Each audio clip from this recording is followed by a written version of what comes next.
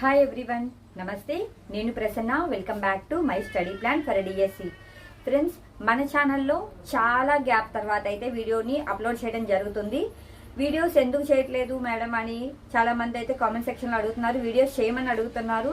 Videos చేయకపోవడానికి reason అంటూ ఏం లేదండి. నోటిఫికేషన్కి సంబంధించిన న్యూస్ ఎక్కడ లేకపోవడంతో నేను కూడా వీడియోస్ చేయడం అయితే ఆపేశాను. అయితే నా ప్రిపరేషన్ అయితే ఆగలేదండి. నేనైతే పర్సనల్గా ప్రిపేర్ అవుతూనే ఉన్నాను.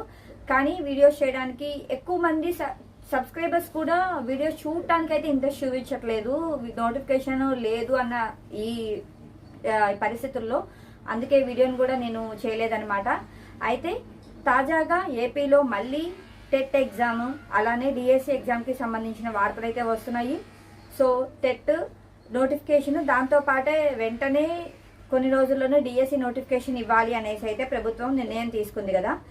సో ఈ టైంలో మనం ఏమనుకుంటాం, జనరల్గా చాలా గ్యాప్ వచ్చేసింది, ఇన్ని రోజుల నుంచి నోటిఫికేషన్ లేదని పట్టించుకోలేదు, చదవలేదు, కాబట్టి ఇప్పుడైనా సరే మనం ప్రిపరేషన్ స్టార్ట్ చేయాలి అనేసి చాలామంది అనుకుంటూ ఉంటారు. అయితే తక్కువ టైం అంటే సపోజు ప్రీవియస్గా జరిగినటువంటి టెట్ ఆగస్ట్ 2020లో జరిగిన టెట్లో కనుక చూసుకున్నట్లయితే కరెక్ట్గా వాళ్ళు చెప్పిన టైంకి ఎగ్జామ్ పెట్టేశారు. సో ఇప్పుడు అంతే, పోస్ట్ పోన్ చేసే అవకాశం అయితే ఉండదు. సో తక్కువ టైంలోనే ఎగ్జామ్స్ కండక్ట్ చేస్తారు.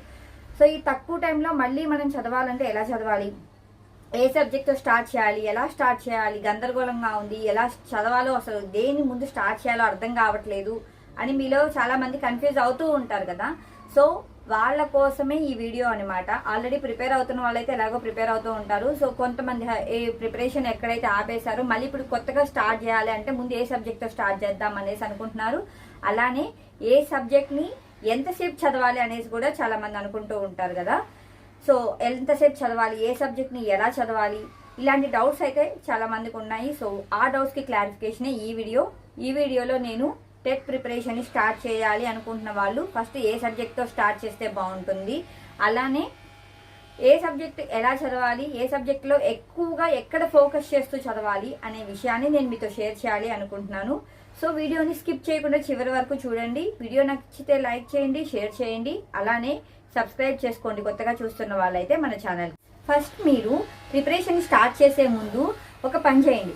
ఏంటంటే ప్రీవియస్ టెట్ 2022లో జరిగిన టెట్ ఉంది కదా, అంతకుముందు ఎప్పుడు రాసేసిన టెట్ ఎగ్జామ్ గురించి మాట్లాడట్లేదండి. అంతకుముందు ఇయర్స్లో రాసినవి కాదు, జస్ట్ ఇప్పుడు రాసిన ప్రీవియస్ టెట్ ఆగస్ట్ 2022లో జరిగిన టెట్ ఎగ్జామ్స్ ఏదైతే ఉందో ఆ టెట్ ఎగ్జామ్స్లో మీరు ఏ సెక్షన్లో ఎగ్జామ్ రాశారో, అంటే మీరు ఏ పేపర్ని అయితే ఎగ్జామ్గా రాశారో ఆ పేపర్ని ఒకసారి చూడండి. అంటే ఇప్పుడు ఆ పేపర్ మీ దగ్గర లేకపోవచ్చు, కానీ నెట్లో అవైలబుల్ ఉంటాయి ఆ సెక్షన్ పేపరు.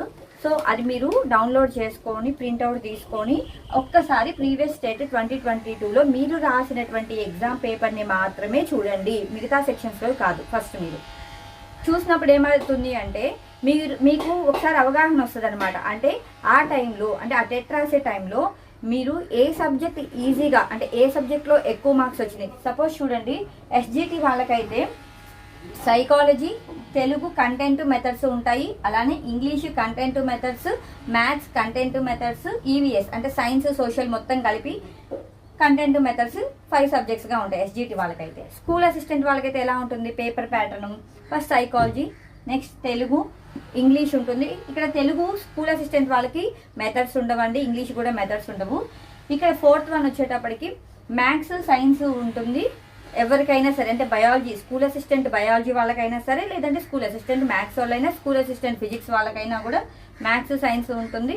లేదంటే సోషల్ స్టడీస్ వాళ్ళకైతే మొత్తం మీద సోషలే ఉంటుంది. సో ఇది మీ పేపర్ ప్యాటర్న్ కదా. ఇప్పుడు ప్రీవియస్ టెట్ 2022లో మీరు రాసిన ఎగ్జామ్ ఉంది కదా, మీరు రాసిన ఎగ్జామ్ని ఒకసారి చూడండి. ఆ ఎగ్జామ్లో మీరు ఏ సబ్జెక్ట్లో ఎక్కువ మార్క్స్ గెయిన్ చేసుకోగలిగారు. సపోజ్ ఇంగ్లీష్లో గెయిన్ చేసుకోగలిగారా, లేదా సైకాలజీలో గెయిన్ చేసుకోగలిగారా, లేదంటే తెలుగులో గెయిన్ చేసుకోగలిగారా అనేది ఒక పాయింట్ మీరు నోట్ చేసి పెట్టుకోండి. అలానే అన్నిట్లోకి లీస్ట్ ఏ సబ్జెక్ట్లో మార్క్స్ వచ్చినాయి, లీస్ట్ మార్క్స్ ఏ సబ్జెక్ట్లో వచ్చినాయి అనేది కూడా ఒక పాయింట్ నోట్ చేసి పెట్టుకోండి. ఇప్పుడు మీకు అర్థమైపోయి ఉంటుంది మీరు ఏ సబ్జెక్ట్ని ఫస్ట్ చదవాలి అనేది. సో ప్రీవియస్ టెట్లో మీరు ఏ సబ్జెక్ట్లో అయితే తక్కువ మార్క్స్ వచ్చినాయో, అంటే సపోజ్ ఇప్పుడు తెలుగు 30 మార్క్స్కి 30కి మీకు 25+ కనుక వచ్చినాయి అనుకోండి, మీరు తెలుగు ప్రిపరేషన్ మీరు బాగున్నట్టు.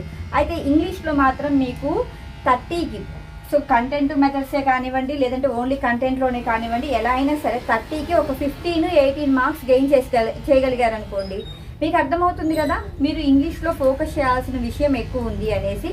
సో ఇలా మీరు ఫస్ట్ మిమ్మల్ని మీరు సెల్ఫ్ ఎగ్జామిన్ చేసుకోండి. ఎట్లా సెల్ఫ్ ఎగ్జామిన్ చేసుకోవాలి? మీరు ప్రీవియస్ స్టేట్లో రాసినటువంటి పేపర్ని తీసుకొని సెల్ఫ్ ఎగ్జామిన్ చేసుకోండి.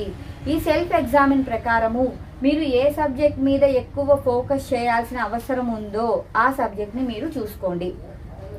ఇది ఒక టిప్ అనమాట. అంటే ఫస్ట్ ఏ సబ్జెక్ట్ చూస్ చేసుకోవాలనేసి, అంతేగాని వాళ్ళు ఫస్ట్ తెలుగు చదవమందాము, తెలుగు తొందరగా అయిపోతుంది అనుకున్నారనుకోండి. ఆల్రెడీ తెలుగు మీకు సపోజ్ చెప్తున్నా, ఆల్రెడీ తెలుగులో మీకు లాస్ట్ టైం టెట్లోనే 25+ వచ్చినాయి అంటేనే మీరు తెలుగు బాగా కొంచెం తెలుగులో నాలెడ్జ్ ఉన్నట్లు. సో మళ్ళీ ఇప్పుడు తెలుగే పట్టుకున్నారనుకోండి, దానివల్ల యూజ్ ఉండదు కదా. అందుకని మీరు ఇప్పుడు ఏ సబ్జెక్ట్లో వీక్గా ఉన్నారనేది చూసుకొని ఫస్ట్ అయితే ఆ సబ్జెక్ట్ని స్టార్ట్ చేసి ఆ సబ్జెక్ట్ మీద ఎక్కువ టైం కేటాయించండి. అంటే మిగతా చదవద్దని నేను అంటలేదు, ఆ సబ్జెక్ట్ మీద ఎక్కువ టైం కేటాయించండి.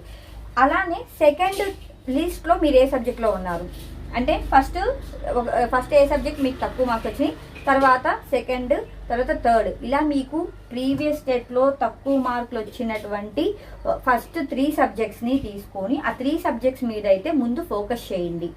ఆ తర్వాత నెక్స్ట్ 3 సబ్జెక్ట్స్ అంటే ఈజీగా ఉన్న నెక్స్ట్ 3 సబ్జెక్ట్స్ చూసుకోవచ్చు. మీరు ఏ సబ్జెక్ట్ చదువుతున్నారు అనేది దీని ప్రకారం ఆధారపడి ఉంటుంది అనమాట.